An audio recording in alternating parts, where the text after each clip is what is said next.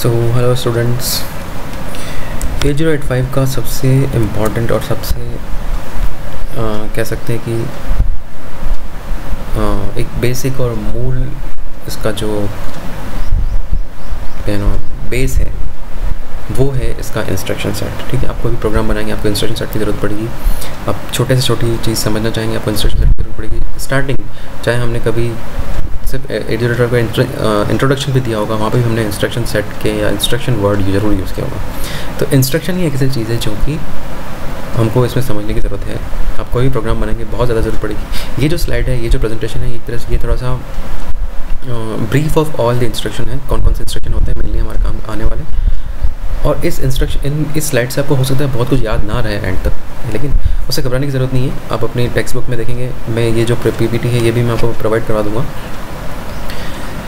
ये इंस्ट्रक्शन आपको ऐसा रटने से नहीं होगा। ठीक है, मैं इस स्लाइड में जो है धीरे धीरे से उसको एक एक को ब्रीफ में आपको जो है इंट्रोडक्शन जरूर दूंगा, लेकिन उससे आपको मैं भी समझ सकता हूँ कि याद नहीं रहेगा। ठीक है, लेकिन क्या होगा कि आपको एटलीस्ट इंट्रोडक्शन आ जाएगा कि हाँ ये चीज़, ये इंस्ट्रक्शन किस काम आता है, इसमें क्या क्या ऑपरेंड होते हैं, क्या क्या ऑपकोड होते हैं और कहाँ ये काम आता है। ठीक है, तो आपको क्या करना है, ये स्लाइड देखनी है, उसके बाद में आपकी टेक्स्ट बुक से एक एक को फिर से रीड करना है कि हाँ ये जो इंस्ट्रक्शन है ये कहाँ काम आ रहा है। रटने की ज़रूरत नहीं है कुछ भी, है ना। आप प्रोग्राम बनाएंगे तो धीरे धीरे आपको जो है इंस्ट्रक्शन खुद से याद हो जाएंगे। ठीक है, इंस्ट्रक्शन बेसिकली कुछ भी नहीं है। जैसे सी प्रोग्रामिंग में हमारे स्टेटमेंट्स होते हैं, उसके लिए कुछ कीवर्ड्स होते हैं, वही कीवर्ड्स इसमें है ना। लेकिन यहाँ पे हम वर्ड कीवर्ड नहीं यूज़ करेंगे, क्या यूज़ करेंगे, निमोनिक्स। ठीक है, निमोनिक्स यूज़ करेंगे क्योंकि हम क्या कर रहे हैं, बाइनरी पैटर्न्स को कुछ नाम दे रहे हैं एक पर्टिकुलर माइक्रो प्रोसेसर के लिए, लेकिन ये हाई लेवल लैंग्वेज नहीं है, सिर्फ असेंबली लेवल लैंग्वेज है। ठीक है, इसको असेंबली लेवल लैंग्वेज बोलते हैं। कंटिन्यू करते हैं। ठीक है, 8085 में हमारे पास 74 जो है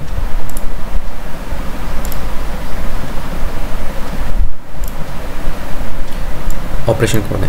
ऑपरेशन कोड का मतलब है कि इतनी अलग अलग तरह के ऑपरेशंस इसमें हो सकते हैं। उन ऑपरेशन के अलग अलग वेरिएंट्स हो सकते हैं, है ना। तो अलग अलग वेरिएंट्स को मिला के हमारे पास टोटल 246 इंस्ट्रक्शंस हैं। ठीक है, ये चीज़ हम पहले भी डिस्कस कर चुके हैं कि 8085 का जो इंस्ट्रक्शन सेट है उसमें 8080A के सारे इंस्ट्रक्शन हैं प्लस 2 एडिशनल इंस्ट्रक्शन है। वो एडिशनल इंस्ट्रक्शन है सिम और रैम। ये सीरियल इनपुट आउटपुट से रिलेटेड है, ये चीज़ आपको ध्यान रखनी है। टोटल हमारे पास है 74। इट इंक्लूड्स 8080A के सारे और plus 2 peripheral plus 2 additional instruction. ठीक है, अब आगे देखिए कौन कौन से इंस्ट्रक्शन है। ये जो हमारी बुक है ये मैंने किसी बुक से स्क्रीनशॉट लेके बनाया है। ठीक है, तो इस बुक में जो नोटेशन यूज़ किए हुए हैं वो मैं आपको शॉर्ट में बता देता हूँ। अगर कहीं पे R लिखा है उसका मतलब क्या है, 8085 के रजिस्टर्स ये हो सकते हैं A, B, C, D, E, H और L। यही हमारे 6 रजिस्टर हैं, 7 रजिस्टर हैं, है ना। 6 तो ये वाले जनरल पर्पस और एक हमारा एक्यूमुलेटर। ठीक है, अगर कहीं पे M लिखा हुआ है उसका मतलब क्या है, मेमोरी रजिस्टर या लोकेशन। ठीक है, RS का मतलब है रजिस्टर सोर्स का मतलब है जहाँ से डेटा उठाना है ना। सॉरी, जहाँ रजिस्टर सोर्स का मतलब ये है कि जहाँ पे डेटा, हाँ रजिस्टर जहाँ से डेटा फैच करना है या उठाना है। और रजिस्टर डेस्टिनेशन का मतलब है जहाँ पे डेटा भेजना है। ठीक है, कंफ्यूज नहीं होना रजिस्टर डेस्टिनेशन और सोर्स में। P का मतलब है पेयर, है ना। हमने 4 पेयर स्टार्टिंग में बात करी थी कि DC पेयर हो सकता है, DE पेयर होता है, हो सकता है HL पेयर होता है, SP पेयर होता है, स्टैक पॉइंटर है वो। ठीक है, और ब्रैकेट लगा हुआ, इसका मतलब है कंटेंट्स ऑफ दिस। तो ये चीज़ आपको दिमाग में रखनी है जब आप ये स्लाइड पढ़ रहे हैं। ठीक है, सबसे पहले जो हमारे ऑपरेशन आते हैं वो आते हैं कॉपी इंस्ट्रक्शन या डाटा ट्रांसफर ऑपरेशन। ठीक है, इसमें कंफ्यूज नहीं होना है। ये चीज़ हमने पहले ही बात करी है कि डाटा ट्रांसफर का मतलब ये नहीं कि सोर्स से डेटा डिस्ट्रॉय हो जाता है ना। वहाँ से सिर्फ डेटा कॉपी होगा और कहीं और पे चला जाएगा। तो इसमें किस किस तरह के ऑपरेशन हो सकते हैं वो हम देखते हैं। 8 बिट नंबर अगर आपको रजिस्टर में लोड करना है ना, एक रजिस्टर से दूसरे रजिस्टर में कॉपी करना है, copy between IO and accumulator. 16 bit number जो है आपको किसी रजिस्टर पेयर में ऐड करना है, रजिस्टर या मेमोरी में कॉपी करना है, या फिर रजिस्टर या किसी स्टैक मेमोरी में कॉपी करना है। देखते हैं कैसे पढ़ते हैं इसको। हमको देखना है MVI R और 8 बिट, है ना। MVI हमारा क्या है, निमोनिक है, हमने बोला था कि बाइनरी पैटर्न को हम लोग प्रोसेसर लेवल पर अगर कुछ नाम देते हैं तो वो छोटा सा जो नाम होता है उसको निमोनिक बोलते हैं, ठीक है। आर हमने अभी डिस्कस किया कि आर का मतलब क्या है, रजिस्टर, ठीक है। तो यहाँ पे कोई रजिस्टर आएगा और 8 बिट नंबर आएगा। तो देखो ये अगर आप ये जो डिस्क्रिप्शन है नहीं भी पढ़ेंगे और थोड़ा सा दिमाग लगाएंगे तो ये समझ में आ रहा है कि हाँ इसमें कुछ MVI का मतलब मूव होगा, या इसका नाम पूरा नाम है मूव इमीडिएट, ठीक है। आर का मतलब कोई रजिस्टर है और ये हमारा 8 बिट नंबर है। एक चीज़ माइक्रोप्रोसेसर में ध्यान रखनी, जो पहला जो ऑपरेंड होता है वो होता है डेस्टिनेशन और सेकंड जो होता है वो सोर्स, ठीक है। तो किसी रजिस्टर में 8 बिट डेटा अगर ट्रांसफ़र करना है, मैं इसको बिना देखे भी समझ सकता हूँ, तो ये वाला इंस्ट्रक्शन काम आएगा, ठीक है। देखते हैं अब हम सही सोच रहे हैं क्या। इधर देखिए, load 8 bit data in register, सही है बिल्कुल। यहाँ जो आएगा वो 8 बिट नंबर आएगा, ठीक है। Move register destination from register source, ये भी समझ में आ रहा है इसका क्या मतलब है। ए रजिस्टर से बी में कुछ पास कर रहे हैं यहाँ पे, और बी रजिस्टर से सी में कुछ पास कर रहे हैं। Copy data from source to destination, ठीक है। आगे देखते हैं LXI RP। RP का मतलब क्या है, रजिस्टर पेयर, ये हमने डिस्कस किया था यहाँ पे RP। तो RP में कोई कौन सी वैल्यू हो सकती है, BC D HL या SP,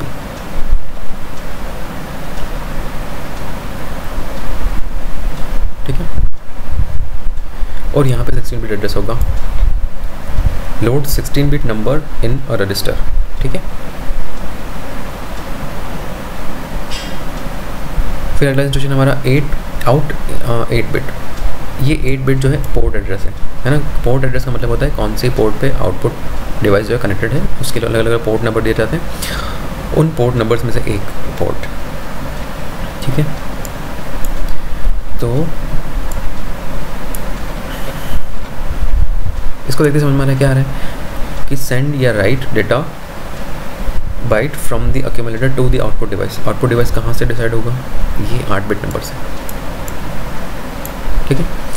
इन 8 बिट सेम आउटपुट जो है वैसा का वैसा ये भी है, इसका ऑपोजिट, उसमें आउटपुट होता है इसमें इनपुट होगा। एक्सेप्ट या read data from N input device and place it in the accumulator, ठीक है। तो ये हमारे 5 तरह के डेटा ट्रांसफ़र ऑपरेशन है। कुछ और भी हैं, वो भी हम आगे देखेंगे। 1.5 तक यहाँ पे आ गया। 1.6 LDA 16 बिट। ये इंस्ट्रक्शन काम आता है आपका किसी 16 बिट मेमोरी एड्रेस से कुछ डेटा फैच करने के, ठीक है। Copy the data into A from the memory specified by 16 bit address. ये 16 बिट एड्रेस कहाँ से आएगा, यहाँ से, ठीक है। STA 16 बिट, उस LDA और STA जो है ना एक दूसरे के अपोजिट होता है। LDA से रीड करता है, STA से स्टोर करता है। Store whatever is in accumulator to the 16 bit address, यही होगा। देखो, copy the data byte from A to the memory address specified by 16 bit address. ये 16 बिट एड्रेस कहाँ से आएगा, यहाँ से, ठीक है। LDAX RP, RP हमको पता है क्या है, रजिस्टर पेयर। तो RP आते ही समझ में आना चाहिए कि हाँ यहाँ पे कोई रजिस्टर पेयर आएगा। LDAX B, अच्छा इसको डिनोट सिर्फ B से करते हैं। B से समझ में आता है कि हाँ ये कुछ B पेयर की बात कर रहे हैं। Copy the byte from A to the memory address specified by the address in the register pair. BC pair में जो भी एड्रेस है उस एड्रेस पे अक्यूमुलेटर का डेटा जो है ट्रांसफ़र करना है। इसका ऑपोजिट ये, उसमें हम लोग रीड कर रहे हैं, इसमें स्टोर कर रहे हैं। ये D पेयर की बात कर रहे हैं। Copy the data from A to the memory address specified in the address in the register pair, ठीक है। इसमें कन्फ्यूजन नहीं होना चाहिए। मूव RM, ये थोड़ा सा आपको कन्फ्यूजन लग सकता है। मूव RM में क्या, R तुमको समझ में आ गया कि हमारा कोई रजिस्टर है, ठीक है।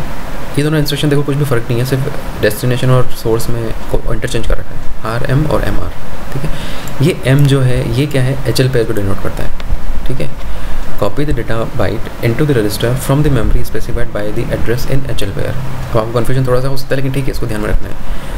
ये जो M है वो HL पेयर को डिफाइन करता है, मतलब HL पेयर में जो एड्रेस लिखा हुआ है वहाँ से डेटा उठाना है और रखना कहाँ पे, इस R के अंदर। अगर आप इसको इंटरचेंज कर दोगे तो उल्टा हो जाएगा।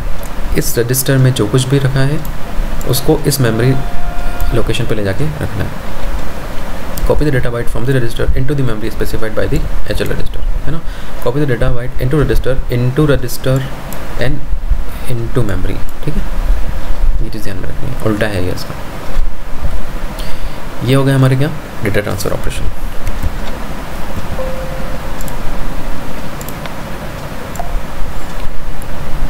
अब हम देखते हैं हमारे दूसरे तरह के ऑपरेशन, अरिथमेटिक ऑपरेशन। अरिथमेटिक हमको नाम से ही समझ में आ जाना चाहिए कि अरिथमेटिक का मतलब कहीं ना कहीं मैथमेटिकल ऑपरेशन हो रहे होंगे, ठीक है। तो कौन कौन से अरिथमेटिक ऑपरेशन होते हैं?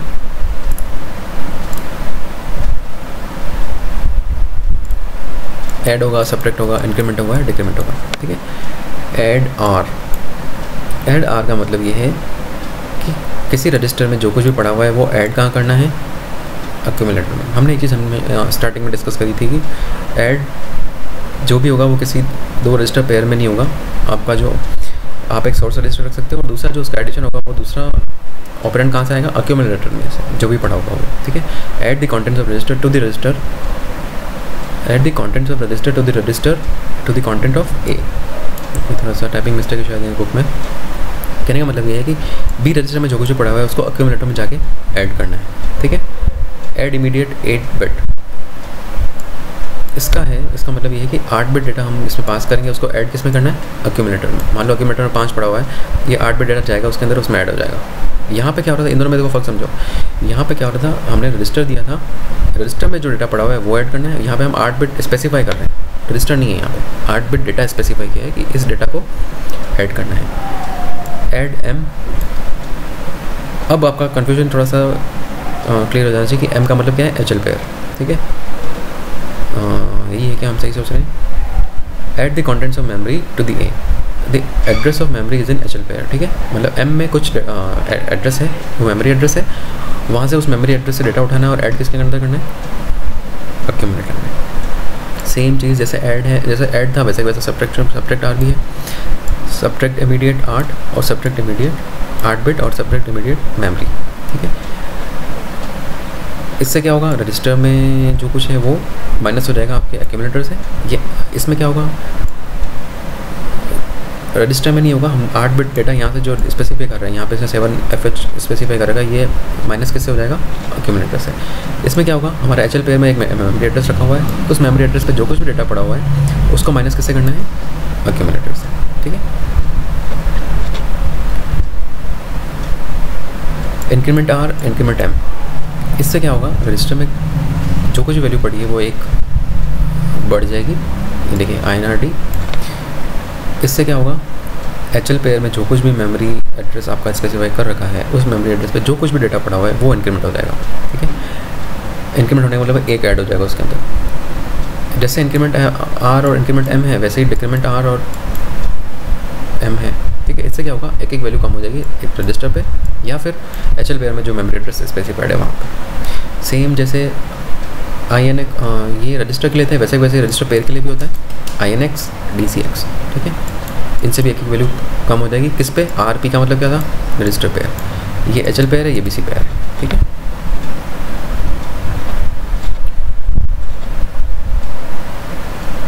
अब आ रहे हैं हमारे logical and bit manipulation instruction, ठीक है। इसमें हो सकता है ऐड और XOR, कंपेयर या रोटेट, ठीक है। ANAR का मतलब ये है एंड करना है किसी रजिस्टर से, किसको? एक्यूमुलेटर में जो पड़ा है वैसे। Logically and the content of A to the content of, logically and the content of a register to the content of A, ठीक है। मतलब इस रजिस्टर में जो कुछ भी डेटा पड़ा हुआ है उसको एंड किससे करना है? एक्यूमुलेटर के अंदर जो भी पड़ा हुआ है डेटा उससे। एंड इमीडिएट का मतलब समझ आना जाना चाहिए कि ये कोई रजिस्टर या रजिस्टर का पेयर का नाम नहीं होगा। यहाँ पे क्या होगा?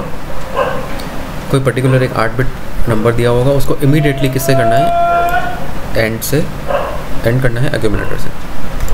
ANAM और समझ आना चाहिए कि HL पेयर में जो मेमोरी एड्रेस स्पेसिफाइड है वहाँ से डेटा उठा के किसको करना है?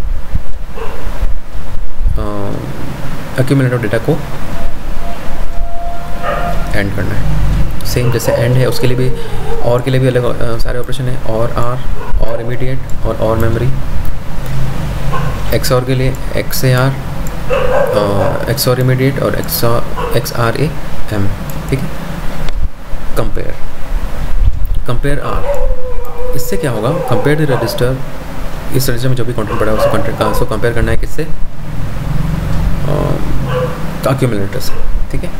कंपेयर इमीडिएट का मतलब ये है कि यहाँ पे कुछ 8 बिट नंबर दिया होगा ठीक है, उसको कंपेयर कैसे करना है, एक्यूमुलेटर से। अब आ रहे हैं हमारे जंप इंस्ट्रक्शन। ठीक है, जंप इंस्ट्रक्शन हम ऑलरेडी बात कर चुके हैं। जंप इंस्ट्रक्शन क्या होते हैं, आपके प्रोग्राम सीक्वेंस को अल्टर करने के लिए काम में आते हैं। मान लो आपको कभी कोई ऐसी सिचुएशन आती है कि बीच का जो अभी जो करंट ऑपरेशन चल रहा है उसको आपको स्किप करवा के फ़िलहाल कुछ और एग्जीक्यूट करवाना है, और वो जो वहाँ से जहाँ पे हमने स्किप करवाया है वो वाला ऑपरेशन ख़त्म होने के बाद फिर से वापस यहीं पे आ जाना चाहिए। ठीक है, तो कितनी तरह के जंप इंस्ट्रक्शन होते हैं वो देखते हैं। Jump to the 16 bit address, मतलब सिंपल सा है, ये तो जंप करना है किसी पर्टिकुलर मेमोरी एड्रेस पे बिना किसी इसमें कोई कंडीशन कुछ भी नहीं है। ये है jump F0 to the address this, मतलब जंप F0 का मतलब है कि किसी ऑपरेशन का मतलब ऑपरेशन का एड्रेस अगर ऑपरेशन का रिजल्ट अगर 0 आ रहा है एक्यूमुलेटर में, उस कंडीशन में आपको जंप करवाना है 16 बिट एड्रेस पे।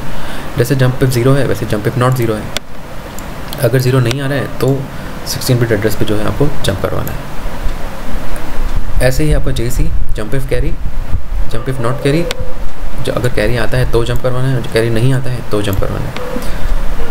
ठीक है, ये जो दो इंस्ट्रक्शन हैं ये आपके एग्जैक्टली सिमिलर हैं किसके, सी प्रोग्रामिंग में फंक्शंस के।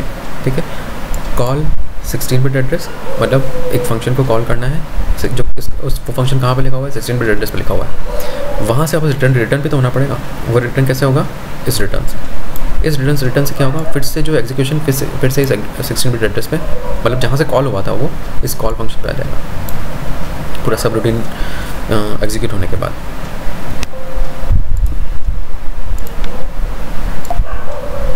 ठीक है, तो इसमें कंफ्यूजन नहीं होना चाहिए। फिर से एक बार इसको शॉर्ट में देख लेते हैं।